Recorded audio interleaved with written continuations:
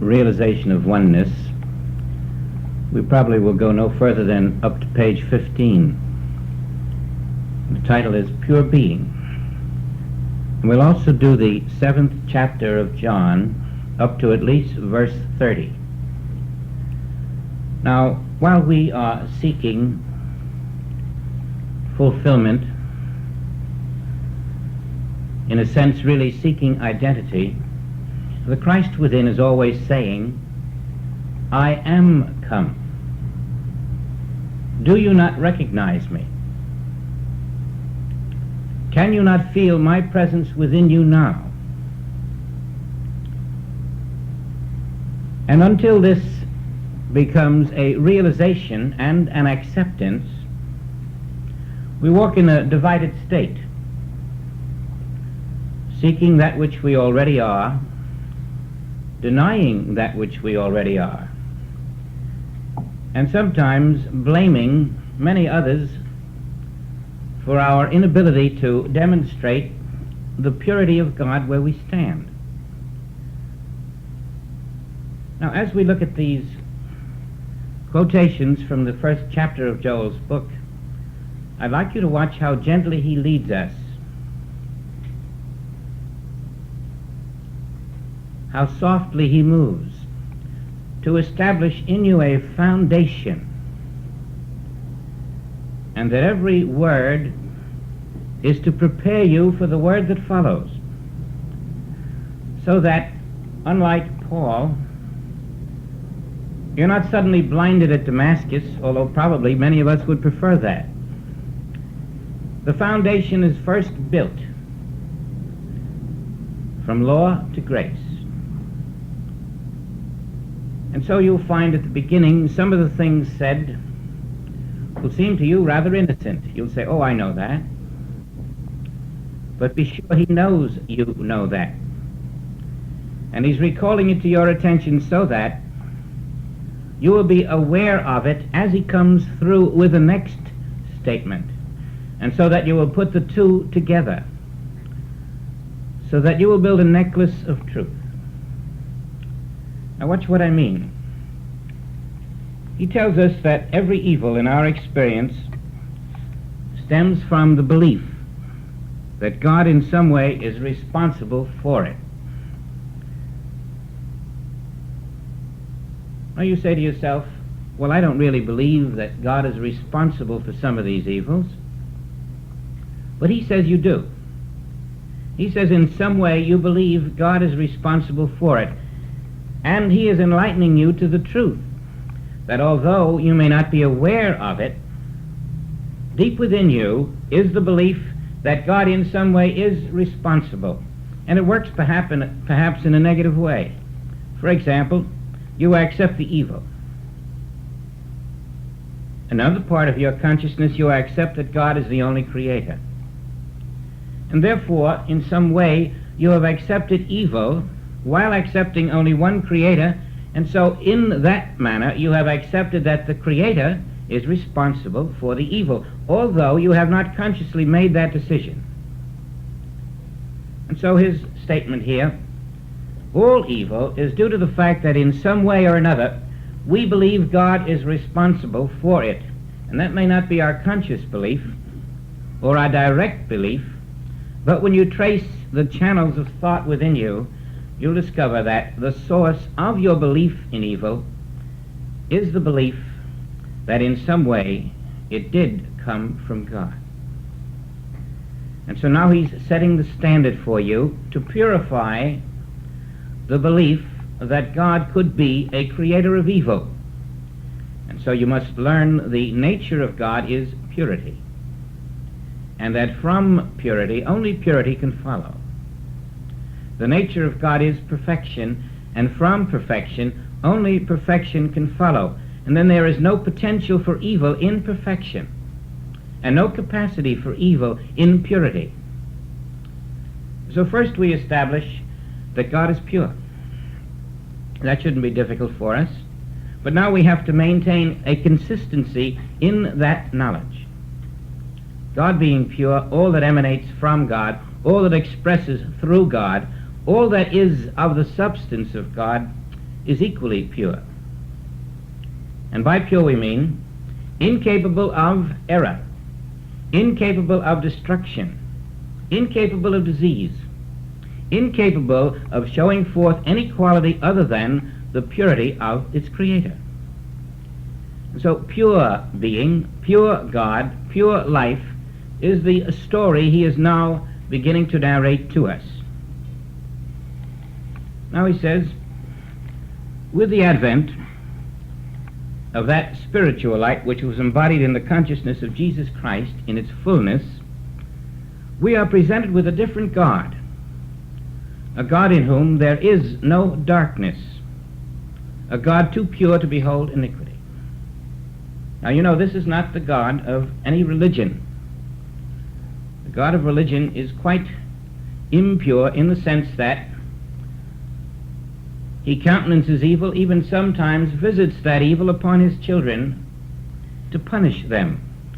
And the God of Jesus Christ is a different God, one not of wrath, not of vengeance, not one who punishes, but a God so pure that he can behold no iniquity to punish. And you're learning there, then, that life which is divine is pure and never becomes tarnished in any way, so that there is no darkness in divine life, no error in divine life. And you begin to sense then that if you are finding error in yours, it is because you do not believe your life is divine. So those soul buds are opening to realize they're talking about a divine life so pure that there is never evil in it, never error, never disease, never destruction. Why would they talk about such a life if that is not the life that I am? What meaning would such a life have for me if it is not my life they're talking about? And it is your life.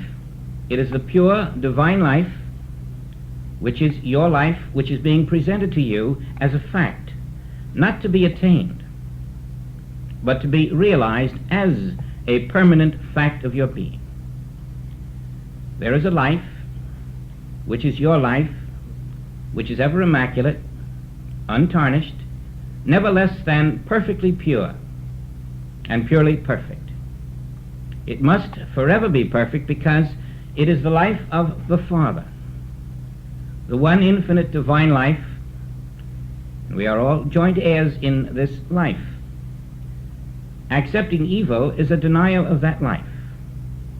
Believing the possibility of evil is a denial of that life.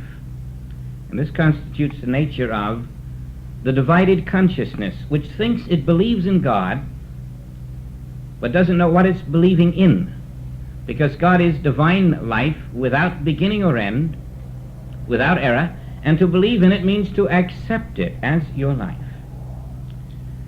Now this is the foundation for the new consciousness, the consciousness that God being my life, error is impossible, and when it appears it cannot be real. This must be established not by proving it, but by being meek unto the word of the Father. Now you find many want to prove this. It will come to them and they'll say, now, how do I know that's true? Or what can I do to prove it?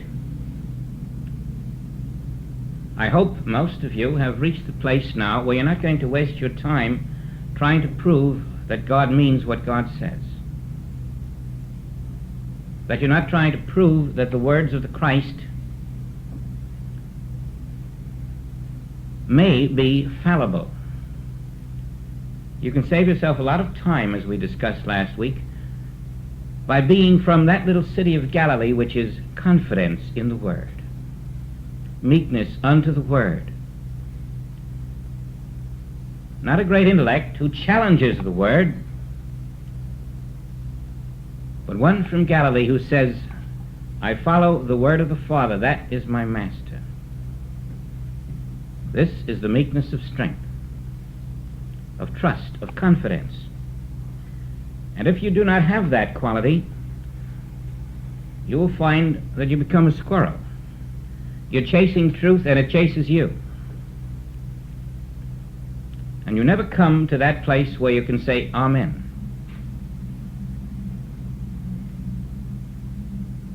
It's a great quality to be able to say to the word, yes, I accept you. And it is very difficult for the mind of man, the intellect of man, to do that, as you will see later in the 7th chapter of John. This is a God introduced by Jesus who demands of us that we be as pure as we can, so pure that we can forgive our enemies, so pure that we can pray for our enemies, pray for those who despitefully use us. And so the God who was given to us by Jesus is demanding of us that we hold on to no condemnation toward anyone, that we visit no punishment on the sinner. Now you see, this is a cleansing process. It's a foundation for the next truth. The absence of condemnation, because who shall you condemn if the only life is the life of God? Whom shall you punish if the only life is the life of God?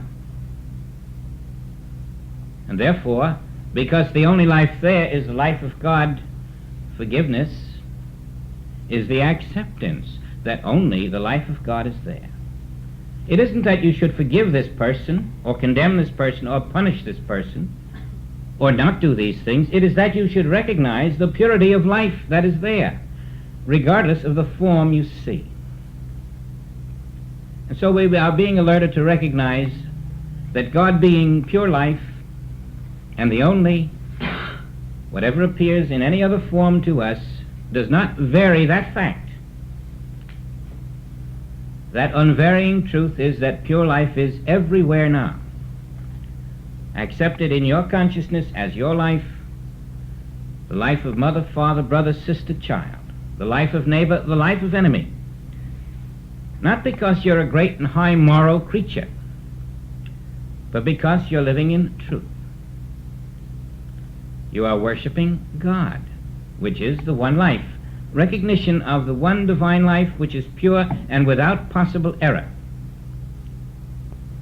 is the foundation you live with in order to be crowned with the glory of heaven. And so we proceed from that. Now, says Joel, no one would consider any man perfect who visited sin, disease, or death on another. And yet many of the beliefs from which we suffer have their roots in a universal belief that God visits these evils upon us. Now this is introducing the idea of universal belief. You may have the belief in sickness, you may have the belief in disease, you may have the belief in error, but you are only a parrot for the universal belief in these things. And so now we have universal truth of the purity of divine life without opposite, and universal error that there is a life which can be impure. And unwittingly we have in some way fallen into the belief that there is a life which can be impure. This is the universal belief most people share. There is a life which can show error. There is a life which can be destroyed. And we are being alerted to banish that belief in our consciousness. There never was such a life. There never could be, for the only life is God.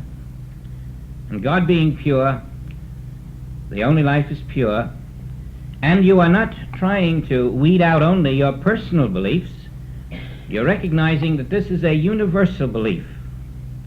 And a continuous outpouring of this universal belief through you, all around you, will be part of your environment until you have conquered the universal belief as it enters your consciousness and rooted it out, so that you have the pure belief in the pure life which is omnipresent. Now, if there are any gaps in your armor of truth, they're going to show forth in your life as impurity. So this isn't just a little personal matter. You can't accept pure life for you and not for anyone else, or you can't accept pure life for mother and father and not for the rest of the world. It is one seamless fabric of purity, or you have fallen into the sense of a second life.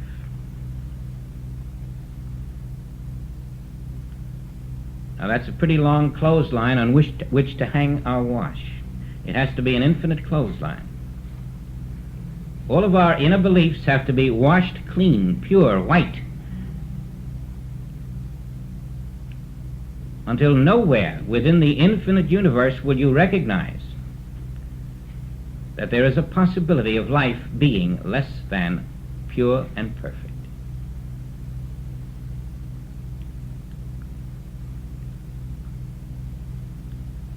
You can see it's something that you have to develop through quiet contemplation, through meditation, through practice as you walk through the world, always conscious that you are building your consciousness of the one pure life without opposite, not being fooled by the appearance of good forms or bad forms, good situations or bad situations, aware that only the pure life is ever present. This remains your unwavering consciousness until Christ is born.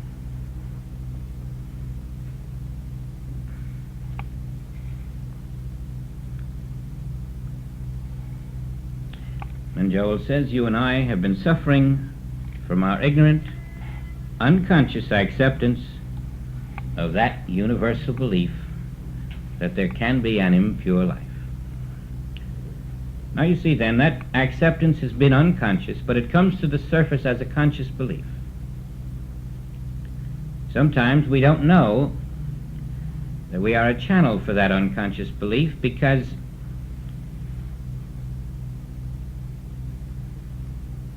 we have never encountered that cosmic state of consciousness which can see the world mind functioning through the many inhabitants of the world. Living in form, we have only seen what comes through us and around us, but never have associated it as coming from one cosmic deceiver, as a universal lie. And every time we meet it in ourselves, it somehow seems to still be there. That's because we haven't routed it out from its source, but rather only from its presence in us. We haven't recognized the nature of the source as universal. And we've even pinned these complaints about others on them, not realizing the nature of the complaint should have been the recognition of the universal source of that individual's problem, that individual's state of consciousness, that individual's fear. No one really fears, no one really hates.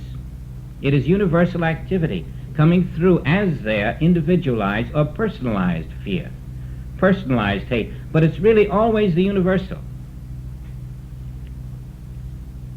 You lift this stigma off of the people around you, and you find what you've been calling enemy and friend and neighbor and giving labels to has all been an acceptance of universal mind, unconsciously personalized down to an individual. You can look at people and start to love them when before all you could see was someone you hated. Once you lift the stigma from them and realize they are victims of a universal belief. Everywhere. And the importance of it is that when you do not do this, you're falling into the trap of believing in an impure life. And after a while, this becomes a normal, natural, daily thing for you. The conditioning is so deep, you're never quite able to get out of the mud again. And so Joel is stressing the unconscious acceptance of the universal belief to awaken us to it. Universally, the belief that an impure life is possible filters into the consciousness of every man. Let's unfilter.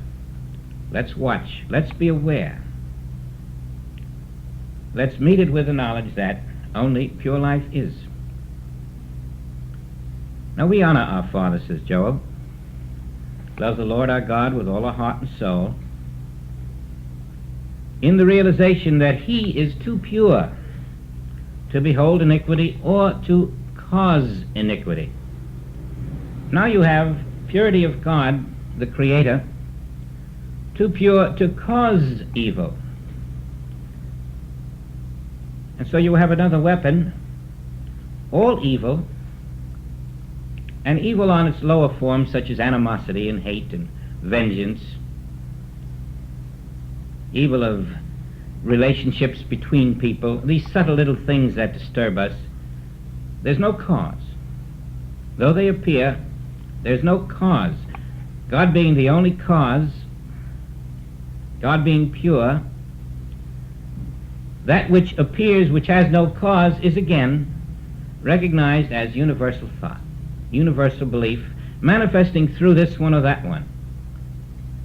You, as a student of Christ, learning the nature of Christ as your own identity, cannot be trapped into the belief that these disturbances are a reality and that they can excite you and stimulate you into some kind of resentment. The moment you find the hackles rising on your neck in resentment to something, you have fallen into the pattern of a universal belief in the impurity of God. And the one you're angry against is not your real problem. Your problem is that you're not honoring God supremely. You have forgotten. You have been mesmerized into the belief that there is another life than pure God life. And you're living with it, and you're accepting it. You're not following Christ, you're following the world mind. Don't blame your neighbor. Don't blame the one you're antagonistic to. Rather, recognize you have been trapped into a belief that is not true. Free yourself from the belief, and you'll find you have not only freed yourself from the one you're antagonistic to, but in some way they will be helped. They will be blessed. Your illumination becomes their illumination to a degree.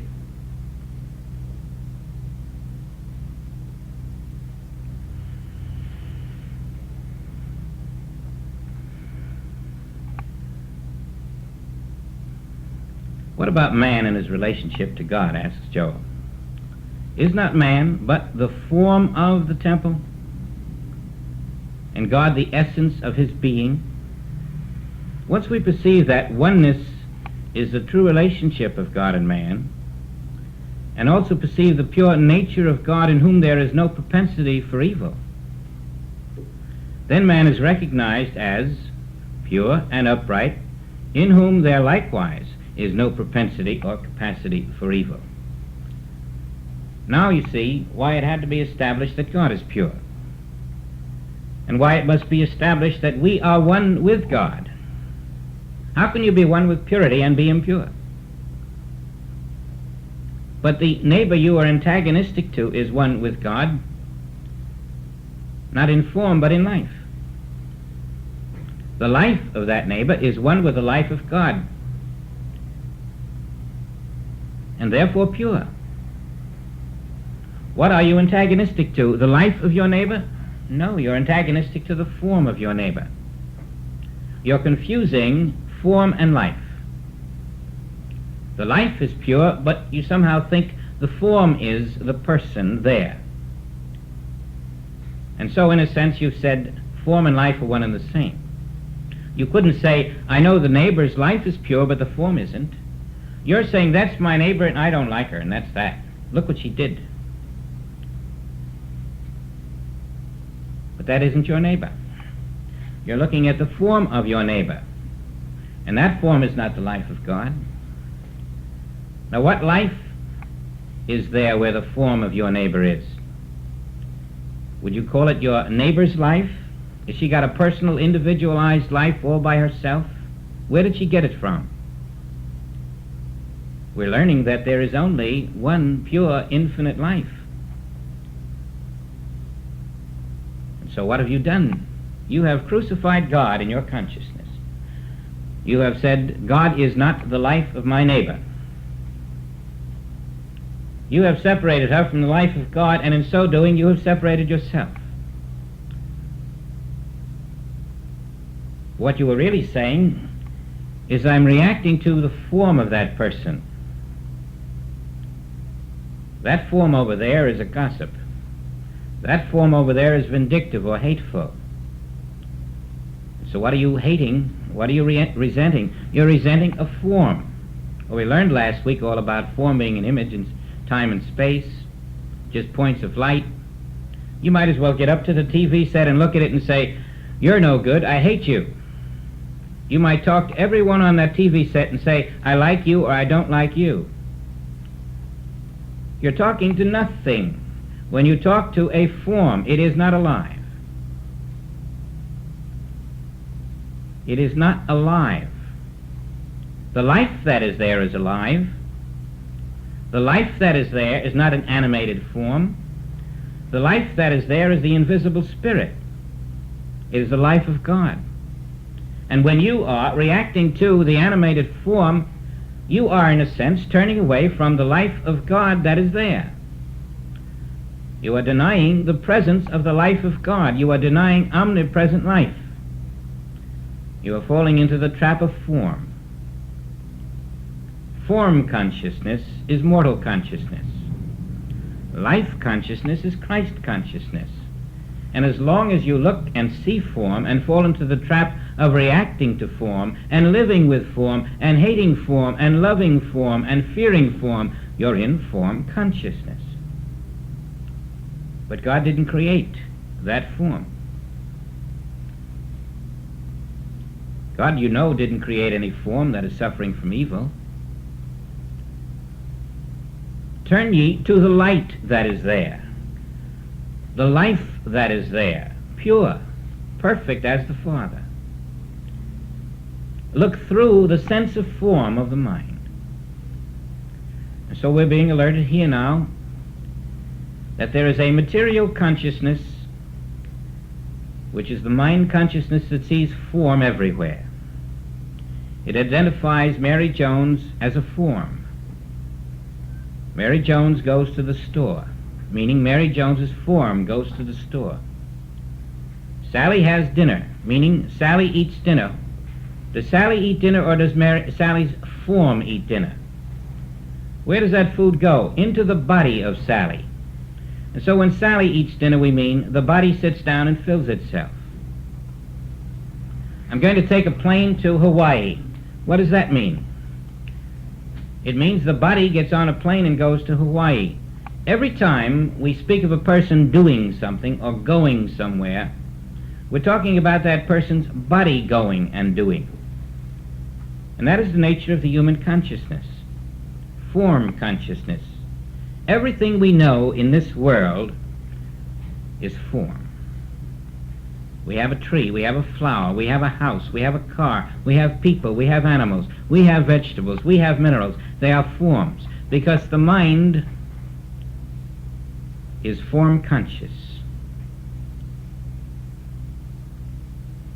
And as long as we're in form consciousness or mind consciousness, we're not in life consciousness. Life consciousness is the recognition of spiritual reality. It has nothing to do with form. And so our duality, our separation, is the automatic acceptance of form, which we unconsciously believe is life. You must make the distinction between what you call life, when you really mean form, and what life is. Now, the form you look at is not pure. It's subject, it's vulnerable, it can be attacked, it's dispensable. and it is limited in time, limited in space. It is only temporary. Every form you see in this world is temporary. Some may live for thousands and thousands of years like the pyramids, but everything is temporary. Nothing is permanent. And yet the world we live in is the impermanent world of form. In your new consciousness, in your consciousness of the reality of being, you step out of the consciousness of form into the consciousness of pure life. Now look at that girl you said was sick. You meant the form was sick. Look at the life which you cannot see and accept the one divine life there. Is that one divine life sick? If God is pure, that one divine life is pure and perfect, and yet the form is sick. Why? Because you have a second consciousness. Instead of the consciousness of pure divine life, there is there the consciousness of form. And the consciousness of form is not being fed by the consciousness of life. That is the separation. In that separation, world thought enters and appears as the impurity of form. The gap is living in the wrong consciousness, form consciousness, which is sowing to the flesh. Sowing to the spirit meant living in the consciousness of pure life. Where the life is accepted in consciousness, it manifests as the purity of form. Where the essence is known and realized, it shows forth in the manifestation. Worshipping an idea called God is not enough. That's why Jesus had to reveal a new God, the God of pure life, pure being, omnipresent, and then had to train us to build that consciousness of that pure life. Otherwise, we would always be limited to good form and bad form, healthy form and sick form. Form that it was always subject to the powers of the world. But we find we're able to develop the consciousness of pure life, resting in it, one with that life, accepting it to be our life. Your life is the pure life of God. But if your consciousness rests on form, thinking it is your life, you're really turning away from your own life, awakening from the belief that my form and my life are one and the same. I am no longer mesmerized. I step up to higher ground. My life is the life of God. God's life is pure. My life is pure. The only thing that made the form impure in some way was that I had closed my mind. I had not known the invisible pure life that is ever present. Now when you make your adjustment, regardless of how much time it takes, you are accepting the new God revealed by Jesus Christ. That God is pure life. God is life, and that life is the light of all men. You step out of form consciousness.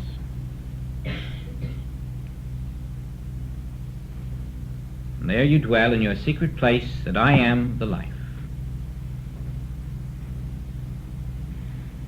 Jesus was the form.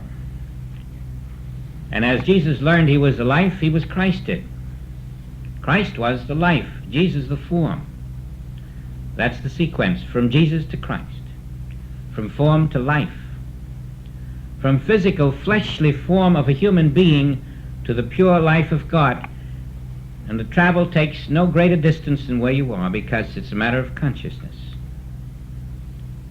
Your form coming from the mother's womb, but the second birth is, I am the pure life of God. Universal belief prevents this. Universal belief keeps us form conditioned.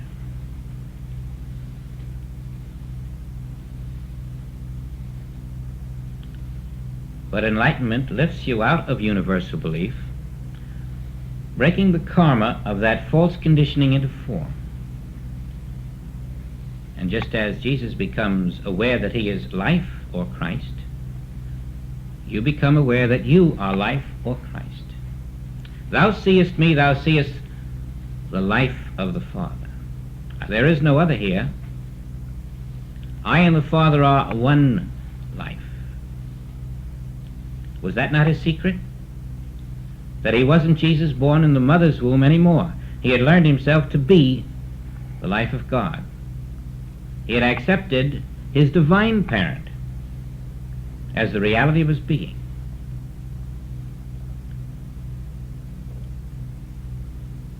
I would suggest that whoever has not tried to lift themselves from form consciousness into life consciousness, begin immediately. And you'll find, whereas you had looked out at many, many forms, you'll begin to look out at one pure invisible life. And the forms won't be that significant to you. They'll be there, but you'll be knowing the invisible reality where each form appears. And instead of separated forms and many forms, you'll be in the consciousness of one pure life, through which all of the seeming forms are walking. Your secret place is the one pure life, unseparated, not the many forms. And include yourself. I am the pure life of God. That should be your permanent consciousness.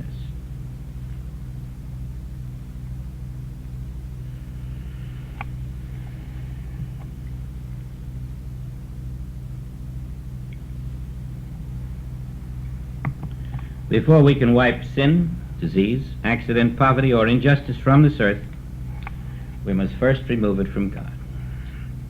You'll find that on page 7 of Realization of Oneness.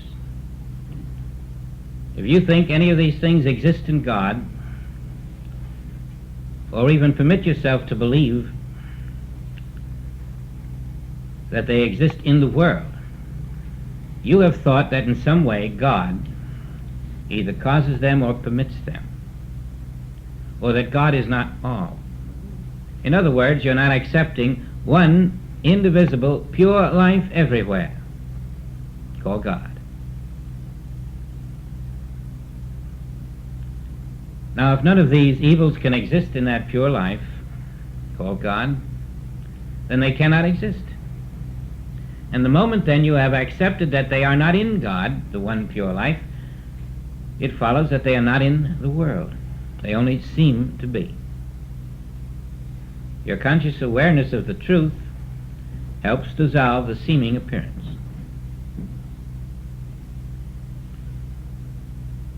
Now on page 7 he says, for man to be holy, God must be holy. So the beginning of freedom for you and for me is to have a God who is wholly good, meaning entirely good. God from whom can come forth nothing but spirit, eternality, justice. The goodness that is in God is innate in the goodness of his creation. The allness of God is the assurance that that allness must be the nature of your being.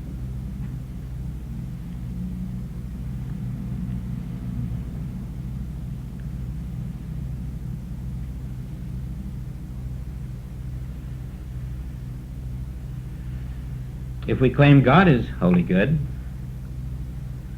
that still has no effect on life as I am, as long as I am separate and apart from that God. What good is a perfect God if that God and I are separated from each other? What can that do for you? What good would come from God's being perfect if you and I were something separate and apart from God, subject to other influences? But I and the Father are one. Now, when Jesus declared this, if you were not from that state of consciousness which is Galilee or meekness unto the Father, you would pooh-pooh his remark, I and the Father are one. Well, that means him, it doesn't mean me. But he's citing a truth that is infinite. The life of you is I. I am the life. I, the life, I and the Father are one. The life of you and the Father are one. That is a universal truth, a spiritual truth that never changes. The life of you and the life of God are one. Do you still think you can be sick? That your life can be sick? The moment it is, you're saying the life of God and I are two. Because the life of God cannot be sick.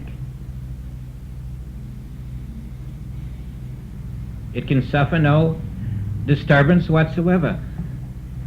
The life of God can never end. Can your life end? If it can, you are saying that I and the Father are two. But the truth is that I and the Father are one. You simply do not have a life that can end. Is God a day older today? Did you think that because today is a day after yesterday that you're a day older? You're thinking of your form. Your life isn't a day older. And your life won't be a day older tomorrow. Your life isn't living in time. Your life is the life of God. It is eternal. It knows nothing of time. Your life is never aging. Your life is never sick. Your life is never deteriorating. But the form thinks so because we have accepted the form as my life. Your new consciousness sheds this. My life is the life of God. I and the Father are one, even though it's taken me 2,000 years to finally accept that. My life is named I, because I am the life. And my life is the life of God, because there is no other life. They are one life. And that is my consciousness. And then the form which ages, the form which deteriorates, the form which ends, has nothing to do whatsoever with my life. It's like your automobile. It has nothing to do with your life. It has a function, but it is not your life. And in your life consciousness, you are in a Christ consciousness. And you are accepting the new dispensation of one pure, infinite, eternal life, which is my life. And therefore you know that there is in your life no capacity for evil, no capacity for sin, no capacity for pain, no capacity for resentment, no capacity for animosity, no capacity for lack or limitation. And if you insist on feeling these things, it should be an alert to you that you're living in form consciousness instead of in life consciousness. Because in life consciousness, you are too pure to behold iniquity, for there is none in life. You only behold iniquity in form.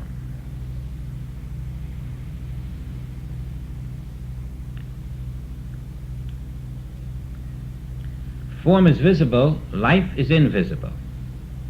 Form is mortal, life is immortal. When you are in the consciousness of the invisible, the immortal life, it will overflow into your visible, mortal sense of life. It will show forth as harmonious form. But you must let go of the consciousness of form, which separates you from your immortal life, which must and always will be the source of all that appears in the visible. And if you don't have the source, you've got something floating in time and space which is subject to every human power. So you're finding a new anchor, a new focus. new place to live, your own immortal, infinite, pure life. It's always present, it's always now. The consciousness that moves over to it is able to live from that level.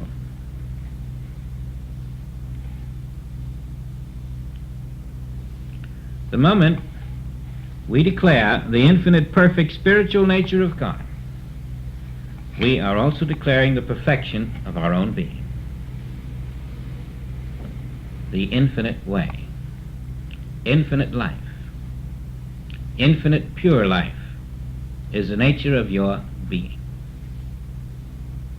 Now, on page 9, we have, says Joel, only one creator. That one without capacity for sin or evil. So we need no power over sin, no power over disease, no power over death, because they have no existence in God, and if they do not exist in God, they do not exist. While you've been fighting to remove this and that and the other thing that was disturbing and causing fear, you have not been acknowledging the one perfect creator. And so you've inadvertently said, something caused this. You've inadvertently said, there's another creator around here. God isn't the only creator. Inadvertently you've said, because God isn't the only creator, there must be another kind of life here than divine life. And you merely suffer from the ignorance that there is no other kind of life, and there is no other creator. There's only that one life. Always, the separation from the knowledge that only the one divine life is present leaves us sort of hopeless and helpless, because no matter what we seem to do in the visible mortal world, while we're denying the presence of the one divine life, nothing seems to help, because we're without substance. We're trying mentally to do something or physically to do something, and we're not going to the level of reality. So the best we can do is something superficial and temporary, until we labor not for the meat that perisheth, but go directly to the truth that even the one who is suffering is not that which God created. Nothing God created is suffering. Why don't we get to the identity of that individual instead of to the form appearance? The identity is pure life of God.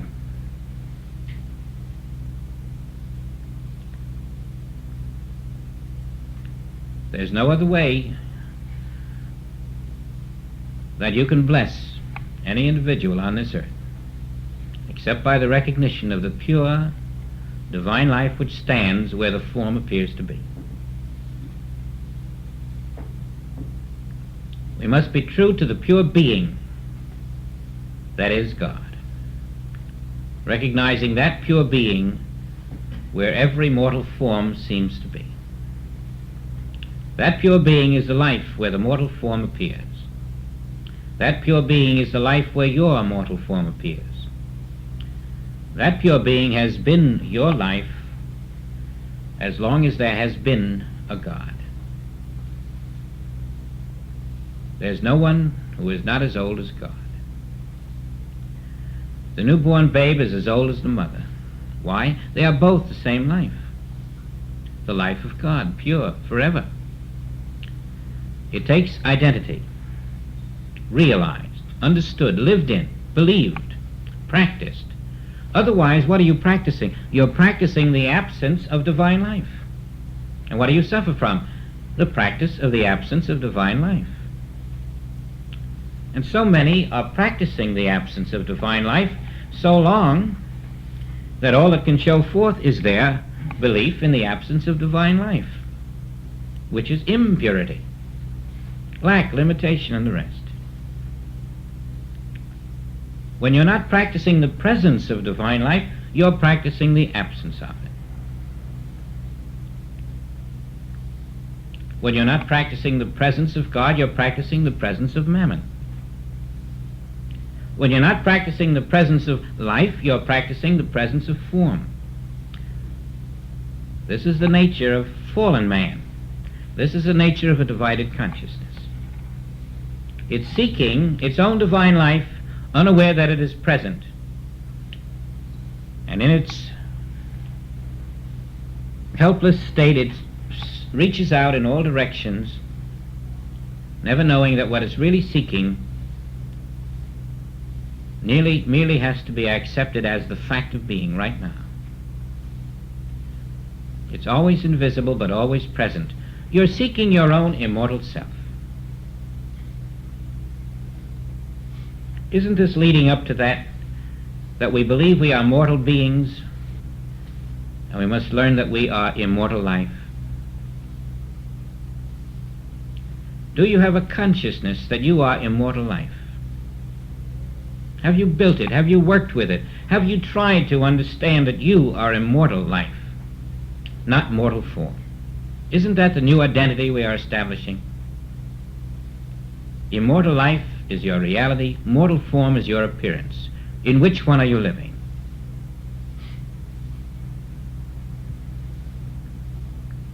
When your consciousness tells you that I am immortal life, you will face every circumstance around you with that as your anchor. Can immortal life be feared or frightened? Can immortal life be shattered? Can immortal life be ended? The very nature of immortal life, accepted, is the answer to just about anything that could possibly antagonize you or oppose you or threaten you. And that's what is carefully being established here in the knowledge that God being all and God being the only cause and creator, all that can emanate would be that which is of the purity of that life. That life being immortal, what else can happen but immortal life? And so your new consciousness now establishes firmly there is, where this form appears to be, another self, a self that is not mortal, is not temporary, did not begin at such a date and does not end at such a date, and is not subject to mortal powers. There is an immortal self right where you stand. That immortal self is the life of God. That is the I of your being. I am that immortal life. You've got to live in it, not talk about it. You've got to understand it. You've got to accept it, and then listen to it. Trust it. Be a Galilean, one who can accept the immortal life that is present and walk forward boldly and confidently, knowing my immortal life is all there is of me. The form consciousness becomes part of your many human yesterdays. The consciousness that I am the immortal life of God is a vital necessity for the continuance of your study and the progression into the final total realization of yourself as the living essence, who is independent of all form, all human conditions, all lacks, all limitations, and has total dominion over all that appears in this world. Only the immortal life of God has that dominion, and if you were given that dominion, you must be that immortal life. You must exercise that reality.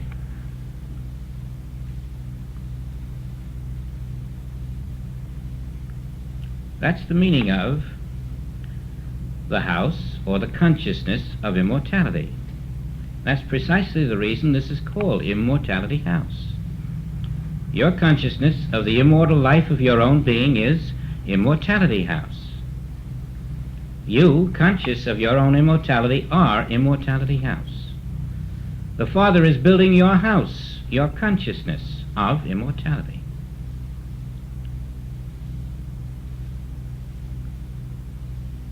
That is your correct identity. That is your substance. That is your law. That is the reality of your being.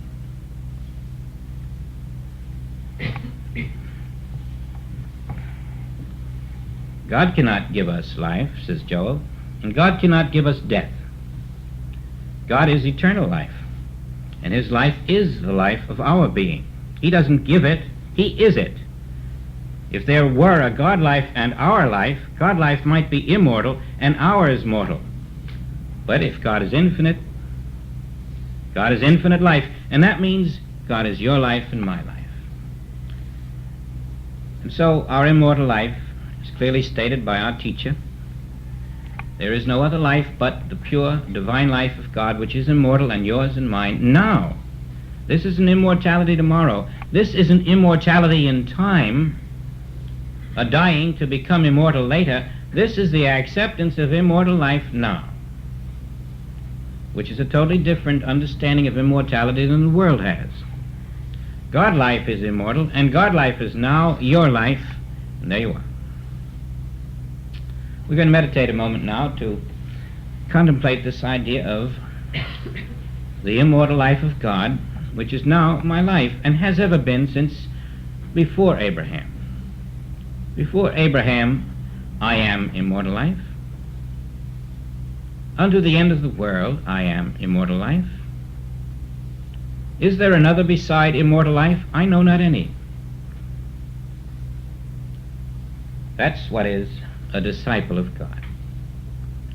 One living in the knowledge that I am the immortal life of the Father, and the Father dwelleth in me, and I in the Father. We are one life. We are accepting pure being as the infinite reality of all. Not just my being, but everyone who walks this earth. Only pure being exists, without flaw anywhere. For we are no longer walking in the false belief that form and life are one and the same.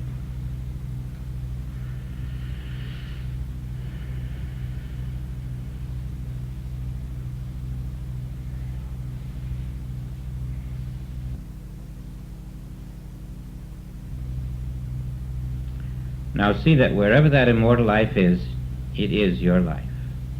It isn't just in your chair. Wherever it is the same life.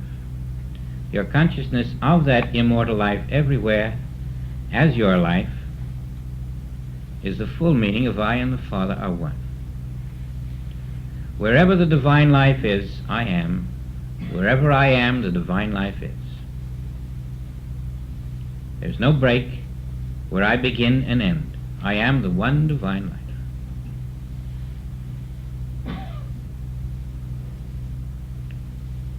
Begin to feel that in the presence of any form anywhere. And you begin to feel that your shoulders are going out 14 miles in every direction. You begin to feel the ever-present light of your own being.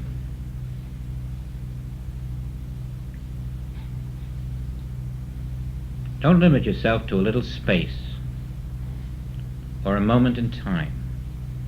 The one divine life is infinite and eternal, and it is your name. Don't be afraid of it, or else you're denying the one immortal life to be the all. Don't try to cut a piece of it like a piece of pie. It is without seam.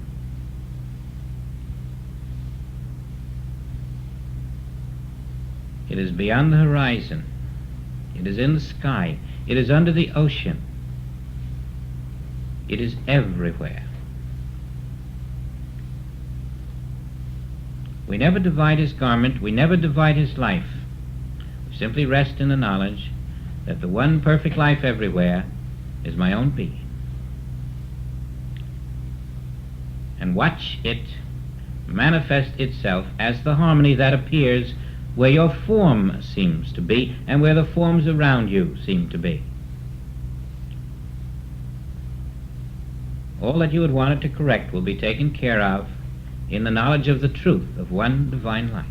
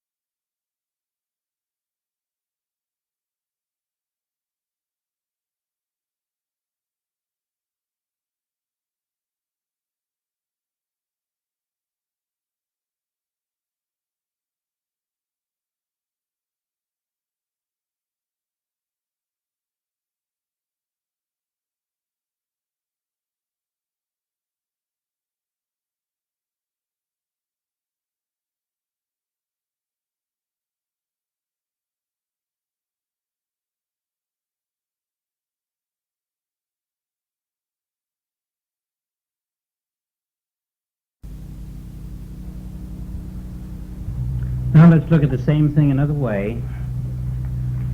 I want you to see that everything Joel has done, everything that I am doing, everything that we are doing has its authority in your Bible. So we look at chapter 7. After these things, Jesus walked in Galilee. Now that means that after he had this experience where they tried to lay hands upon him because of certain things he said, he walked in Galilee. In other words, he walked away from those who were unbelieving. But in Galilee, there was a meekness unto the word. Now you see the difference between the simple fisherman and the Sanhedrin of the day. The intellects, those who were deeply immersed in the letter of truth, as they knew it to be, were rejecting the Spirit of Christ. But the fishermen who were in trouble with this type of intellect, who had a certain meekness and a trust and a confidence, not in the mind but in the heart, you might say. This is where the Christ found a home. This is telling you that the heart of you, the intuitive sense of you, is different than the mind of you. The mind is conditioned, and the capacity for Christ is a different level of yourself, which is here referred to as Galilee. Jesus walked in Galilee, for he would not walk in Jewry, because the Jews sought to kill him. Now this is a story of you. This is the story of the intellect which seeks to kill the Christ. Now what follows is a discussion of how the mortal sense of self rejects the immortal, which is living within the very mortal self that cannot recognize it. The intellect rejects the Christ. The mortal sense of self says, but I am a mortal being. See, I bleed. And I need 3 solid meals a day. And I weigh so many pounds. And while it does this, it is saying to the immortal you, oh, I've had a glimpse of you from time to time, but I have no time for you right now. I've got a busy life, things to do. And this now is the drama of mortality rejecting immortality. In fact, unable to recognize it at all. And so you see Christ going up to Jerusalem or not going, and this is always a statement that in you there's an acceptance or a rejection. I'd like you to see all that is to follow as happening visibly in the world, but it's here to teach you that it's happening within you now. Everything in this chapter is happening in the human consciousness now. And even when we heard the words a moment ago about our immortal self, we were wondering what I was going to do about it. Who can live at that level? Or if it's true, why don't more people show it forth? And so this is the statement then of the Jew turning away from the Christ, of the mortal, high mortal sense of self, turning away from all possibility of immortality as if it had no existence. Now the Jews' feast of tabernacle was at hand. His brethren therefore said unto him, Depart hence, go into Judea, that the disciples also may see thy works that thou doest. You're a great healer, why don't you go forth and show everybody? Let them know how good you are. Let them know what you've got. Don't hide it. So they speak to Jesus Christ, and they're looking at this from the standpoint of mortal beings. There are a lot of books like that. They're all about mortal beings glorifying other mortal beings. And here his brethren are falling into this particular category They want him to show what he can do. For they say, there is no man that doeth anything in secret, and he himself seeketh to be known openly. If then, do these things, show thyself to the world. And so Jesus Christ is being told to go forth into the world and show them the marvelous things you can do. And then there's a strange statement. For neither did his brethren believe in him. Now you see, he had to leave Jerusalem and walk in Galilee because no one believed in him. He wouldn't walk in Jewry because the Jews sought to kill him. And now down here, for neither did his brethren believe in him. Even those who loved him didn't believe in him. What does that mean? That even the quality in us which says, yes, yes, I believe there's something that's called an immortal me. I believe that. But right now, there's a fleshly me, and I've got to take care of it. That mortal me is the one that I have to be concerned about from sunrise to sunset, and then from sunset to sunrise. And if there's any time on a Saturday or a Sunday, I'll give it some thought. Now his brethren did not believe in him. They were mortal beings, and they saw another mortal being standing there. That's what they believed. They couldn't see the immortal self, because the human eyes don't see the immortal self. The human eyes of you don't see the immortal self where you are. And so like his brethren, even though you want to believe, you may look at yourself and say, that's a mortal self, that's me. So you don't believe in the immortal self of you, any more than his brethren believed on him. They believed he was a great healer, that God had endowed him with certain wonderful qualities, that he might even be the one to redeem their nation, but they didn't know who he was. The word believe means they did not know him. They could not properly identify him. Even as you and I, as we sit in the presence of the immortal Christ of our own being, we cannot identify it. And so we want to go forth and say to the world, look what I can do. We're talking about personal status. We want to show off our medals. We want to show off our degrees. We want to show off our financial status. Why? Because we think we are mortal beings. Everything in us cries out, I am a mortal being. We do not believe we are immortal life. Neither did his brethren have the slightest notion that he was immortal life. They wanted him to show off his mortal capabilities. For neither did his brethren believe on him. Then Jesus said unto them, my time is not yet come, but your time is always ready. The world cannot hate you, but me it hateth, because I testify of it, that the works thereof are evil. And so go ye on up to the feast. I go not up yet unto this feast, for my time is not yet full come. Now that's what happens within us. The Christ cannot come forth yet because the foundation isn't prepared.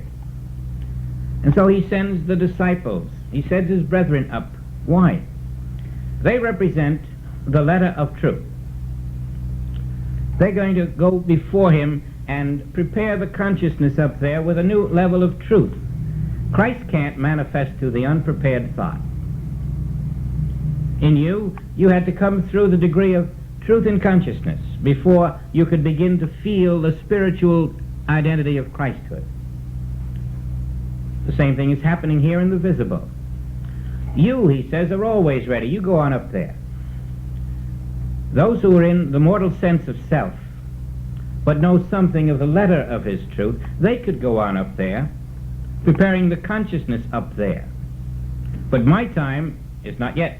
The world isn't ready, he's saying, for Christ consciousness.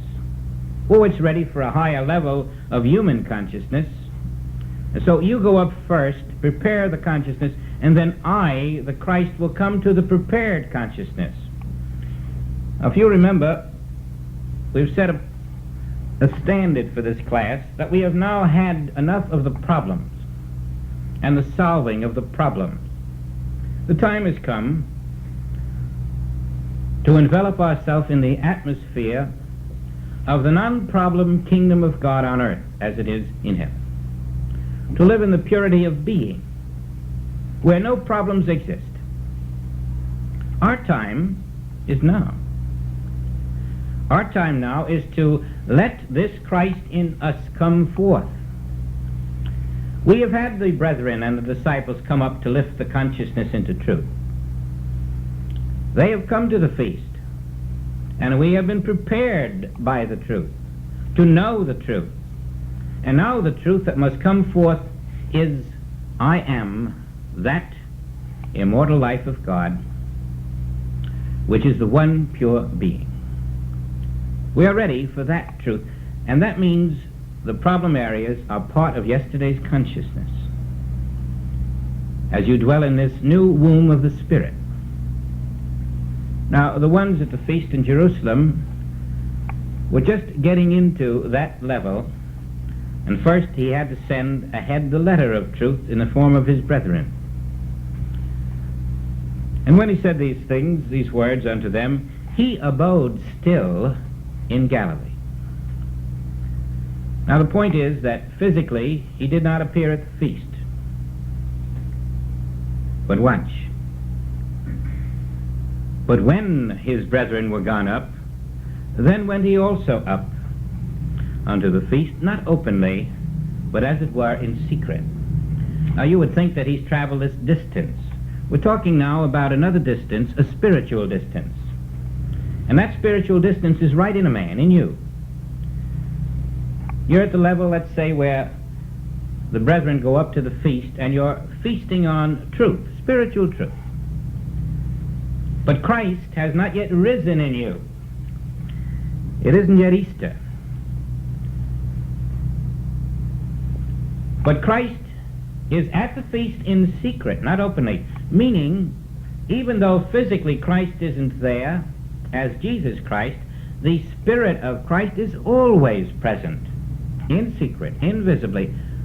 Is Christ ever absent from a man? Is the infinite Spirit of God ever absent from a man? Christ was there invisibly, but could not come forth into consciousness until the consciousness had been sown with truth. Ours is being sown with truth. Christ is ready to come forth. Now that's the reason we have this parallel with John, to see that nothing new is happening to us that hasn't happened on this earth all these years. This is precisely what takes place within every person, and each is at a certain level of himself. Our level, we hope, at this point is the readiness for the pure divine self, to express as ourself without a barrier of human personality or a second self, a second consciousness, unpurified. Then the Jews sought him in the feast and said, where is he? You see, that's the human mind. It's looking for Jesus, the man. Where is he? We want something tangible. The world is looking for Jesus, the man, to return. The world is turning away from Christ within a man, the kingdom of God within, because it's looking for someone out there instead of within. Where is he? We thought he'd be here. But he is there, you see. It just said so. He's there secretly. Where? He's the reality of each individual who's looking for him. Everyone is seeking out there what they are here. Every mortal is seeking. What is he seeking? He's really seeking his own immortality, but doesn't know it. He's seeking the permanent self of him, which is ever present, ever being, the life of God where he stands. The place whereon thou stand is holy ground. Your immortal self is right where you, in a mortal sense of consciousness, are looking and looking and looking for someone or something out there. The feast is right in front of them as the invisible Spirit of God. And they say, "Where is he? Where is he?"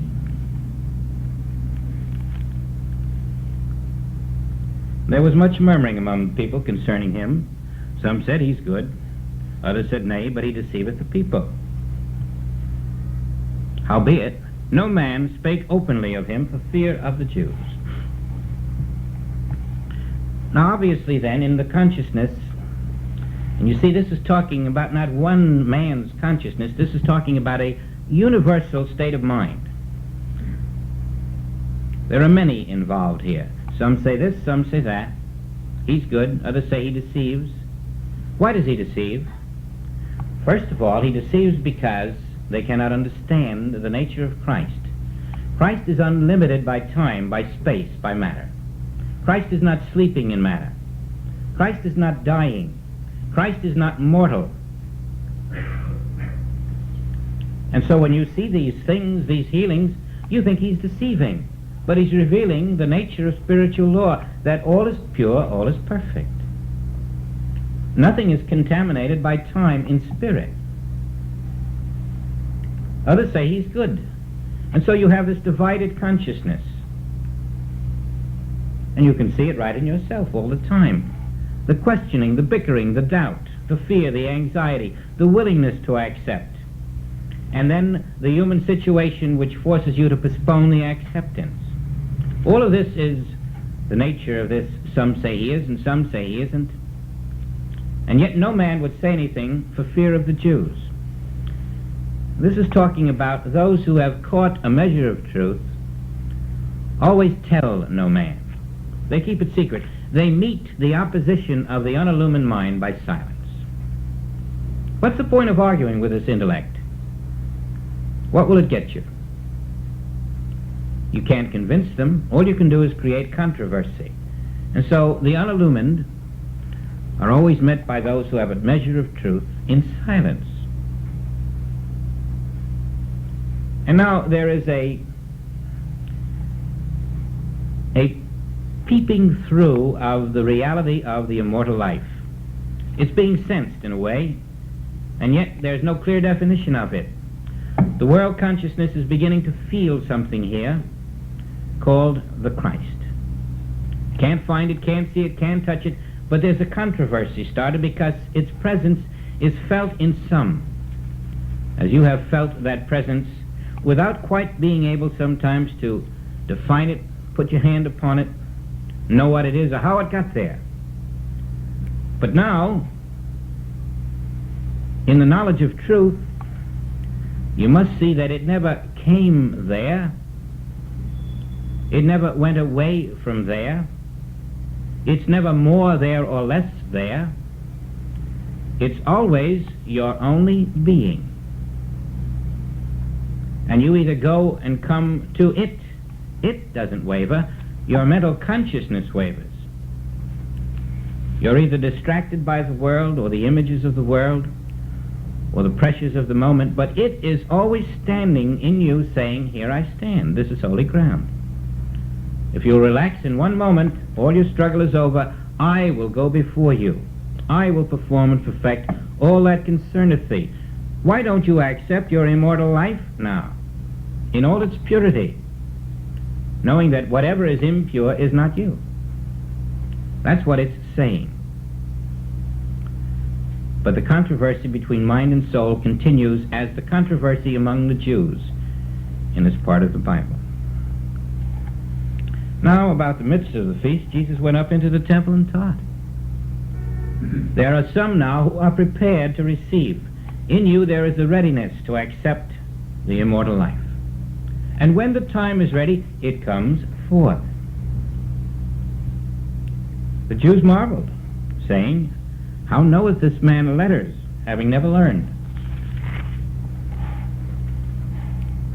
You see, they expected that only an MIT graduate or a doctor of philosophy at Harvard or that type would be able to give them truth. After all, these were learned scribes and Pharisees. Who ever heard of a simple man knowing truth? But that is because they mistook the nature of truth. They thought of truth as something scientific or cultural or educational. But truth is pure life. Life is truth. Your life is the truth. It has nothing to do with these added things of the world that we pin on ourselves. That's why it comes out of the simplicity of Galilee. And so Jesus answered them and said, my doctrine is not mine, but his that sent me.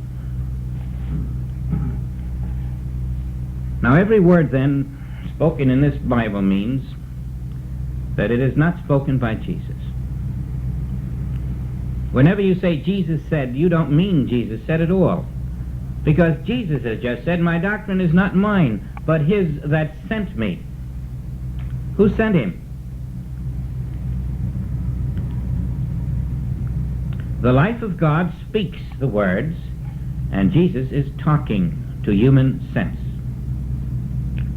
The life of God is saying every word spoken by Jesus Christ. My doctrine is not mine, but his that sent me. But what about the Pharisees and scribes? Could they say the same? What about your mind? Can it say the same? Isn't your doctrine the doctrine of your mind? Isn't it the world mind functioning as your doctrine? But when you find Christ in you, whose doctrine do you have? The doctrine of him that sent me. When you find Christ in you, you have the Word of God. When you speak from a human mind, you don't have the doctrine of him that sent me. And so you have the tare growing right along with the wheat, and you make the mistake of following the doctrine of the human mind, which looks very appealing. But it isn't the doctrine of your immortal life, it's the doctrine of your mortal sense of life. And so we follow the doctrine of our mortal sense, and we perish with it. Whereas the immortal life of you is present with its doctrine of truth, of life eternal, of reality, and ever ordaining itself through you as you learn to be a Galilean, meek unto that inner word of the immortal self. My doctrine is not mine, but him that sent me. Whatever I, Jesus Christ, do on this earth, say on this earth, demonstrate on this earth, is God being manifest. There's nothing personal here. You don't have to wait for a second coming. The Christ in you is there waiting to demonstrate the doctrine of the Father here and now. And your immortal life is that Christ. He's revealing that when you have accepted immortal life, the doctrine of God in you is done. His will is done. His word is made flesh. His word has become the bread and the truth and the life and the water and the wine of your life. His substance is your substance. His mind is your mind. His power is your power. His unlimitation is your unlimitation, because the doctrine of Christ in you is the word of the Father. His omnipotence, his omnipresence, his omniscience flow forth, expressing his life where you appear. My doctrine is not mine, but him that sent me. This is what the immortal life of you says to the mortal mind of you, which hears not.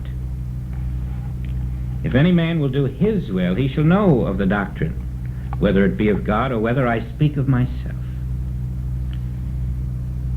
When the will of your immortal life is expressing, there's never a question. Everything is ordained. There's no opposition. It all fades away like snow. Everything must melt when your immortal life speaks. And that's how you know it's of God, because it is infallible. Whatever it does perfectly, because it is ordained. It bringeth forth the will of the Father. And our human will, which fails so often, is simply separated. It's just a mental image walking forth, doing things which are not coming from the substance of the immortal self of your own being. That detachment from the immortal self makes the mortal self walk forward, unprotected, ungoverned, undirected, not a child of God. That's the prodigal. All mortality is the prodigal. The moment you have accepted immortality as the self of your life now, the prodigal is turned home. The calf, the fatted calf, is the fullness of God expressing through that immortal life accepted. If any man will do his will, he shall know of the doctrine. Now he that speaketh of himself seeketh his own glory. But he that seeketh his glory, that sent him, the same is true, and no unrighteousness is in him. Your immortal self does not glorify a person. It does not glorify human flesh. It does not glorify personal status. It glorifies the Father. Only in your immortal self are you walking in the kingdom of God on earth, expressing the perfection of that kingdom. And when you find you're still thinking of personal glory, you will know you're living in your sense of mortal self, which is separated from the immortal self of you, which glorifies only the Father. You know, the human mind can twist that around many ways. But if I do good out here, doesn't that glorify the Father, says the human mind. No, it doesn't glorify the Father at all. The Father isn't depending on you or me to do any good.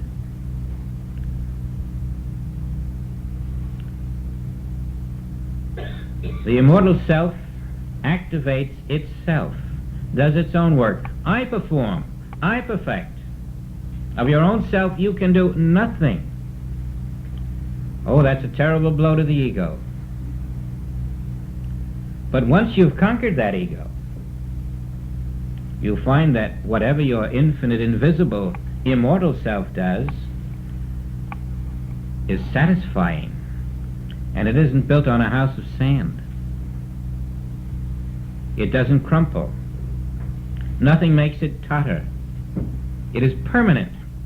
It is anchored in eternity. It is ordained by infinity. It is governed by the law of eternal love. It is real.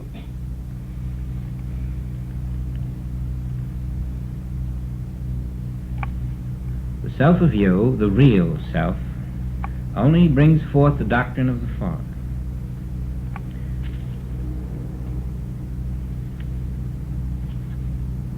But he that seeketh his own glory, there is no righteousness in him. Now here's something very, I think the word is arcane or esoteric. Did not Moses give you the law, and yet none of you keepeth the law? Why go ye about to kill me?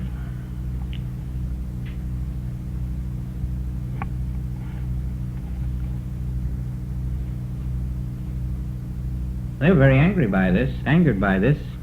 They really weren't at this moment thinking of killing him. Why did he say that? That was a terrible thing to say. Why do you want to kill me? And so they said, Thou hast a devil. Who goeth about to kill thee? You see, that's exactly what the human mind is doing to Christ all the time in us. We're always slaying Christ. He wasn't talking about Jesus the man. He wasn't talking about them wanting to kill Jesus. He was talking about the mind which slays the Christ within. How? It's always crucifying Christ. It's a constant fact with mortality. Mortality denies the presence of Christ. That's crucifixion. They wanted to kill him. The Christ is saying, why don't you accept me instead of crucifying me? Why don't you admit me into your consciousness instead of shutting me out? Now take Moses. He gave you the law. Well, you talk about the law, you don't even obey the law. Now that's another insult. He's telling these high members of the Sanhedrin that they don't obey the law of Moses. Now you wonder then why it hasn't come to our attention what he meant. Because they certainly believe they obey the law. Who is this upstart saying they don't obey Moses? Maybe they don't know about the inner immortal self, but they certainly know how to obey Moses. But he clarifies that. Jesus answered and said unto them, I have done one work, and ye all marvel. Now the work he's referring to is when he healed on the Sabbath the cripple. Then he teaches them the law of Moses, which they never understood. Moses therefore gave unto you circumcision, not because it is of Moses, but of the fathers, meaning the covenant was with Abraham and the father of circumcision. And ye on the Sabbath day circumcise a man. Well, if a man on the Sabbath day receives circumcision, that the law of Moses should not be broken, are ye angry at me because I have made a man every whit whole on the Sabbath day? Judge not after the appearances. Now they didn't understand a word of that,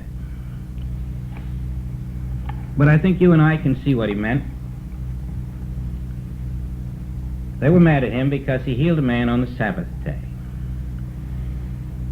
saying you shouldn't do that. Well, why could they circumcise a man on the Sabbath day? And they said, well, Moses said we can. And he was saying, haven't you ever heard of spiritual circumcision? Don't you think you have misunderstood what Moses was telling you? Physical circumcision wasn't his teaching at all. But I, who am teaching you the higher teaching, am bringing to you on the Sabbath day the very teaching of Moses carried out and fulfilled as he intended it. You see that cripple who walked? I circumcised him spiritually. How? I broke his tie to the mind of matter. I separated him from the material world. I separated his mind from the world mind. And that is spiritual circumcision. And that is the purpose of all circumcision. And I did it on the Sabbath day because that is what Moses told you to do, to circumcise on the Sabbath day. And that is what was meant by it. Your little physical act means nothing. It is completely impotent. But when you take a man and separate him from the world mind, and he walks again, he has been circumcised by the Spirit. He has been cut free from the world of human thought. And every healing in the Bible is the same spiritual circumcision. The individual, whether he's dying or dead or buried, is always cut free from universal belief. And that's why it's done on the Sabbath, because that's the holy day. In fact, it has to be done through the silence, which is the Sabbath. It has to be done in the seventh heaven, the eternal Sabbath. You can only give this kind of healing in the seventh heaven, or the eternal Sabbath, meaning the knowledge that God is now resting. His work is done. There's nothing more for the Father to do. 6 days of regeneration for man, and finally the divine self is there. The Father is resting. The work is done. This is the Sabbath of eternity. And on this Sabbath, man is circumcised from world thought. The power and mesmerism of world thought, the hypnosis of it, is broken. He's no longer tied to the mind of matter. He is released into his spiritual identity, and that manifests as a cripple who walks, a blind man who sees, a deaf one who hears. He was fulfilling the law that they could not understand. But who was he? He was your immortal self, the Christ of your being, which fulfills the law. And nothing else can fulfill the law. First you send the brethren up to the feast with a letter of truth, and then the Spirit of God, the real inner baptism or circumcision of the Spirit, releases man from the world mind. And you are independent of form, independent of matter. You have broken the form consciousness which has anchored you into sleep in the material sense of life. This was his demonstration to them. This was his meaning. And this becomes that which we accept in consciousness as the presence of Christ in me, here now, as my own immortal life, is the self of me that is permanent. If I live out of an impermanent self, I am always in need of those qualities which can never enter the human self. But there is an impermanent mortal self that I was born into. And there is a permanent immortal self which already has been spiritually circumcised, which is perfect, which is free, which is independent of all form in the world. And I must live from that self in me in order to be unhypnotized by the world of images around me.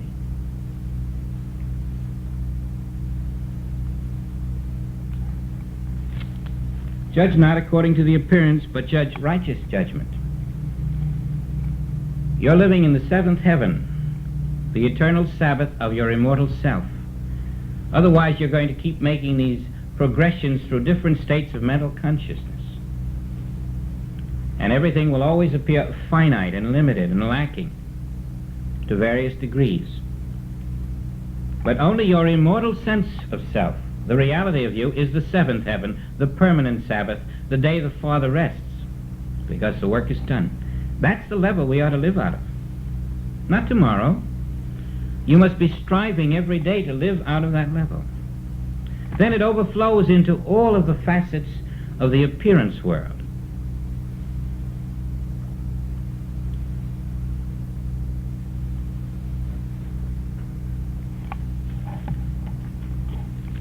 Then said some of them of Jerusalem, Is not this he whom they seek to kill? But lo, he speaketh boldly, and they say nothing unto him. Do the rulers know indeed that this is the very Christ? Howbeit we know this man whence he is, but when Christ cometh, no man knoweth whence he is. Jesus listens to this. How can a man speak so boldly? Who is this, the carpenter's son? We know his father, we know his mother, we know where he came from. How did he get that way? Jesus says, no, you do know who I am and where I come from, only partially. Ye both know me, and ye know whence I am come. Yes, you know Mary, you know Joseph, that's right. But go a little further, my friend. And I am not come of myself, but he that sent me is true, whom ye know not. What about my divine Father? Do you know him? Do you know my divine parents, or do you just know my human parents? I'm revealing that I am the child of God, not of Mary and Joseph. I'm revealing my identity to you, the immortal self. Where am I? I was here at this feast before you became aware of me as a person. Where was I?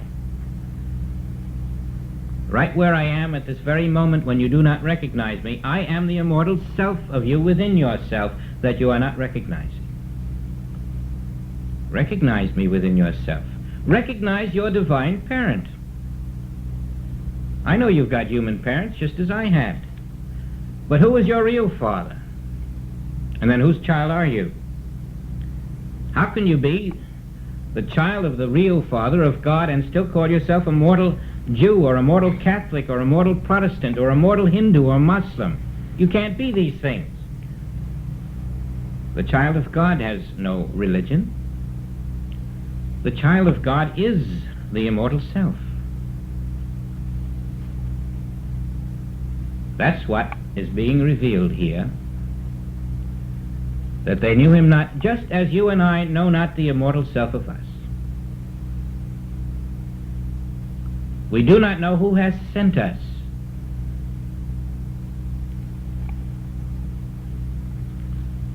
Then they sought to take him, but no man laid hands on him, because his hour was not yet come. And many of the people believed on him and said, when Christ cometh, will he do more miracles than these which this man has done? Some of them believed a little bit, but not enough to be aware of the full import of what was being spoken. Some of them wanted to grab hold of him and throw him out. Others had an open mind. They'd table this for future developments.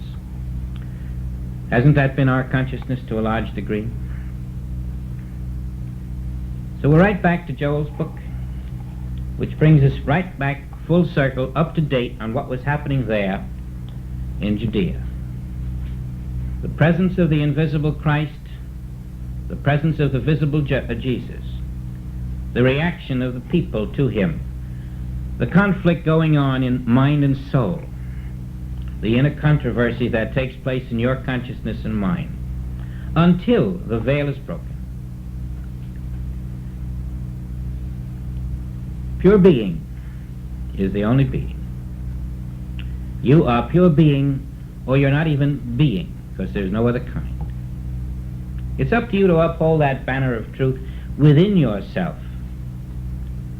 and to meet the unillumined with a silent knowledge of truth, that you are pure being, and that which appears before you is pure being, and there is no division, no separation, no seam.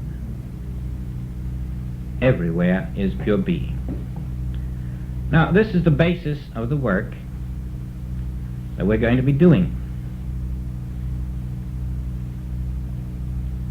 out of which is born the realization of pure being as the name and substance of your being. And then whatever you ask in my name, which is the acceptance that you are pure being, will be given unto you. If you believe on me, that I am the pure being of your being, the works I do ye shall do, and greater works.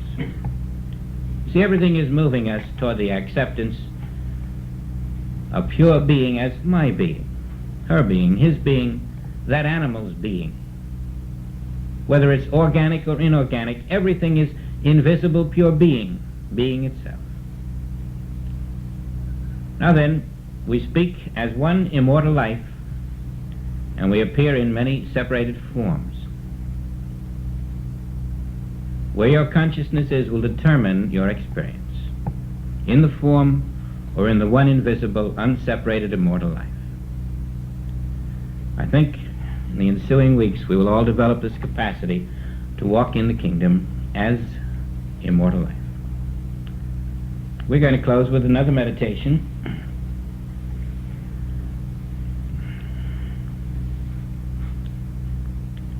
I think Habakkuk has something that would just be fine here. In Habakkuk it says, in the 2nd chapter, verse 20, the Lord is in his holy temple. Let all the earth keep silent before him. The Lord is in his holy temple. Let all the earth keep silent before him. And I think that means what we've been saying. Let all the earth be silent before him. All there is the one immortal life. Right where you are, I am, she is. Let us all be silent before the one immortal life. Let us accept it.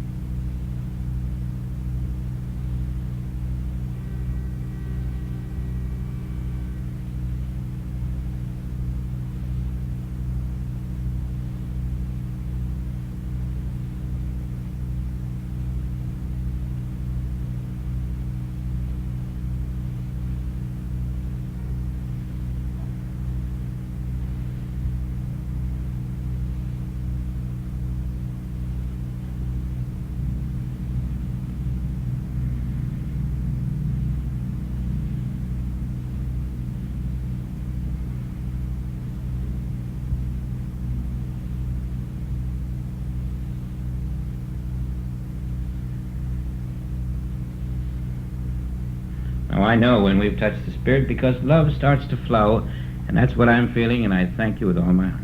Thank you. Thank you.